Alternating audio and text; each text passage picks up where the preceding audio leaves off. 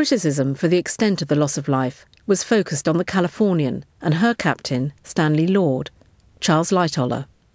The reason why she didn't answer our wireless calls, which other ships heard halfway around the Earth, was because she only carried one wireless operator. And when we struck the iceberg, he'd just gone off watch, so it was no fault of his. But why no notice was taken of our distress signals, shells that are fired hundreds of feet up into the air to explode with a cascade of stars, heaven only knows. What a chance her captain missed. He could have laid his ship right alongside the Titanic and taken practically every soul on board. However, he didn't, and the two ships gradually drifted further and further apart. And, according to the officer of the watch of the Californian, the Titanic's lights disappeared at 2:40 a.m. They did. And with his own eyes, he'd personally witnessed one of the greatest tragedies of the sea. The captain of the Californian, Stanley Lord, was held accountable for the Californian's actions that night. Well, let me ask you, Captain, did you see any distress signals on Sunday night? Either rockets or more signals? No, sir, I did not.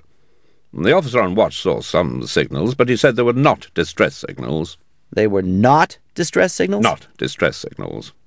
When I came off the bridge at 10:30, I pointed out to the officer that I thought I saw a light coming along, and it was a most peculiar light. When the second officer came on the bridge, at 12 o'clock, I told him to watch that steamer, which was stopped. I pointed out the ice to him, and then I went to bed.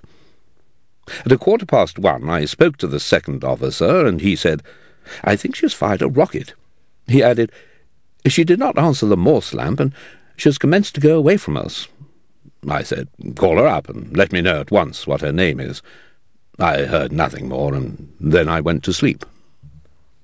Captain, these Morse signals are a sort of language or method by which ships speak to one another. Yes, sir, at night. And the rockets that are used are understood among mariners, are they not?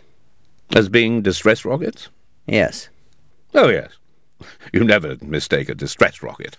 Is there anything you can say further which will assist the committee in its inquiry as to the causes of this disaster? No, sir, there is nothing. Only that it was a very deceiving night. That is all I can say about that. Only 12 hours after the survivors docked in New York, the United States Senate inquiry was launched. Bruce Ismay, the managing director of the White Star Line, was the first passenger called to testify. Mr. Ismay, let me now turn to the vital question of lifeboat provision. How is the apportionment made? Do you know? It is based on tonnage. On tonnage entirely? On tonnage entirely, I believe.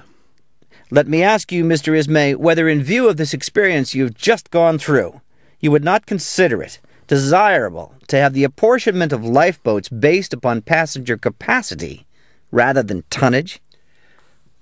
I think the result of this horrible accident is that the whole question of life-saving appliances on board vessels and ships will be very carefully gone through and receive the most full and careful consideration to see what is the best thing to be done. The conclusion of the American inquiry was damning. There was no system adopted for loading the boats. There was great indecision as to the deck from which boats were to be loaded. There was wide diversity of opinion as to the number of crew necessary to man each boat. There was no direction whatever as to the number of passengers to be carried by each boat, and no uniformity in loading them.